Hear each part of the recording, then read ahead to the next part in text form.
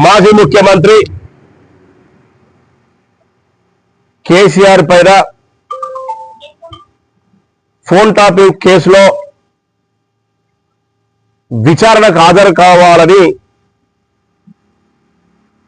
ప్రభుత్వం ఏర్పాటు చేసినటువంటి సీటు మొన్న కేసీఆర్ కు ఎక్కడైతే నివసిస్తాడో అక్కడ విచారణ రమ్మని చెప్పడం జరిగింది.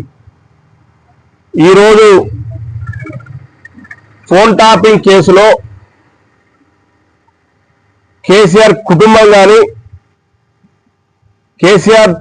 కానీ టిఆర్ఎస్ పార్టీ నాయకులు ఏదో శుద్ధపూసలైనట్టు తెలంగాణ ఉద్యమకారుల్ని మా నాయకుడిని మీరు విచారణకు పిలుస్తారా అని అంటూ ఈరోజు తెలంగాణ రాష్ట్ర వ్యాప్తంగా గౌరవ ముఖ్యమంత్రి రేవంత్ రెడ్డి గారి దిష్టిబొమ్మను దగ్ధం చేయడం పట్ల మేము కాంగ్రెస్ పార్టీ కమ్మర్పల్లి మండల కాంగ్రెస్ పార్టీ తీవ్రంగా ఖండిస్తున్నాము.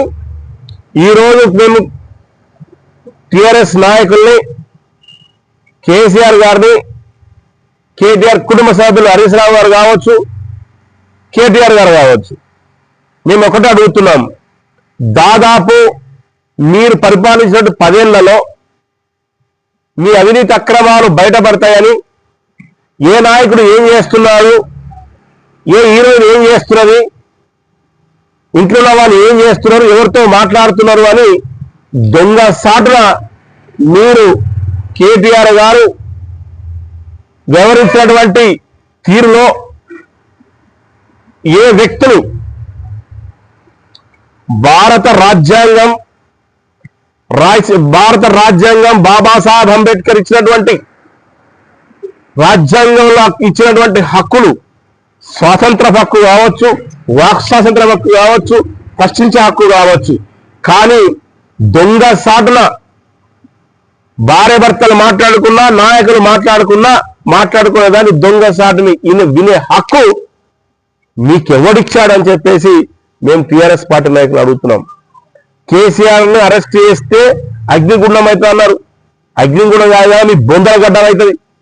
మీరు గడ్డగా మార్చి తెలంగాణ రాష్ట్రాన్ని మీరు ఒకవేళ ఫోన్ టాపింగ్ చెయ్యలేదంటే సాక్షాత్తు మొన్న మీ తనయ కేసీఆర్ గారి కూతురు మాజీ ఎమ్మెల్సీ కవిత గారే స్పష్టంగా చెప్పడం జరిగింది.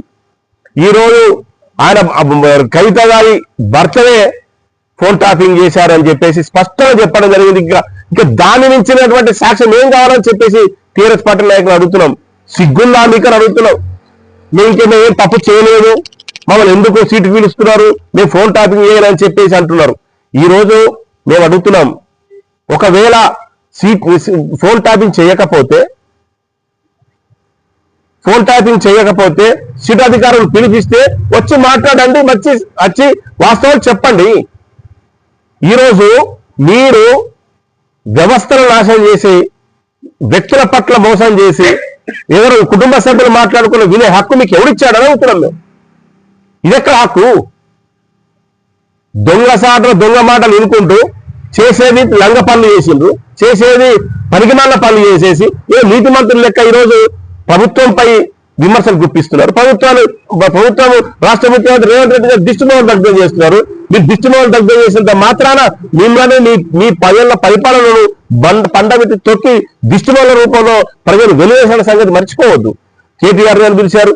మీ ప్రభుత్వంలో దాదాపు 400 మంది నాయకులు ఫోన్ టాపింగ్ చేసింది. దాంట్లో క్లియర్గా ఫోన్ టాపింగ్ చేసే దొంగసారి వినే హక్కు ఎవరికి లేదు, ఈ ప్రభుత్వానికి లేదు. ఈ రోజు ఎవరైనా కానీ ఇదే హక్కు ఉండదని చెప్పి మొన్న కేటీఆర్ గారు ఏమన్నారు, ఇద్దరు ముగ్గురు విన్నాము, చేసినా కావచ్చు అన్నాడు. 2-3 చేసే హక్కు మీకెక్కడికి ఇచ్చాడు? నా అంతర్గత వ్యవహారము, నాకు భారతదేశము సౌరభాధికారం ఉన్నటువంటి భారతదేశంలో ఒక సిటీగా ఉన్నటువంటి వాళ్ళది వినే హక్కు మీకెవడిచ్చిండు? చేస్తే 2-3 చేసామని అంటున్నారు. చేసిన దాన్ని బట్టి దొంగలకలు చేసి ఇంకా నీతి మంత్రులాగా నీతి ముట్టలాగా మాట్లాడుతున్నారు. ఇలాంటి మాటలను, ఇలాంటి వ్యవహారాలను ప్రజలు క్షమించరు. టిఆర్ఎస్ పార్టీ నాయకులను హెచ్చరిస్తున్నాం. ఈ పనికిమాల రాజకీయాలు మానేయండి. ఈ రోజు మీరు చేస్తున్నటువంటి వివరం వల్ల రాష్ట్రపతి సిగ్గుమయ పరిస్థితి దేశంలో. ఫోటామింగ్ చేస్తే వినడం. ఈ రోజు నేను కేటీఆర్ గారిని పిలిచారు, సిట్ అధికారులు, హరీష్ రావు గారిని పిలిచారు, సంతోష్ రావు గారిని పిలిచారు, మా మహేష్ కుమార్ పిసిసి అధ్యక్షుడు మహేష్ కుమార్ గౌడ్ కూడా పిలిచారు, ముఖ్యమంత్రి సహోదరుడు కొండలరెడ్డి గారిని పిలిచారు. ఎందుకు? ఫోన్ టాపింగ్ చేశారు కాబట్టి. కవిత గారి భర్తనే స్వయంగా చేసే కుటుంబ సభ్యుడిగా చేశారు అని అంటే మీ పాలన మీద మీకు నమ్మకం లేక ఇతర వ్యక్తులకు దొంగసాటిన పరిస్థితి మీరు తీసుకొచ్చారని అంటే మీరు తప్పు చేశారు. తప్పు చేయనప్పుడు భయం ఎందుకు అని చెప్పేసి టీఆర్ఎస్ పార్టీ నాయకులు అడుగుతున్నాము. దిష్టిబొమ్మలు దగ్ధం చేసినంత మాత్రాన కాంగ్రెస్ ప్రభుత్వం, కాంగ్రెస్ పార్టీ కార్యకర్తలు చూస్తూ ఊరుకోరు, తీరు మార్చుకోనని చెప్పేసి హెచ్చరిస్తున్నాం. జై కాంగ్రెస్, జై కాంగ్రెస్, జై కాంగ్రెస్.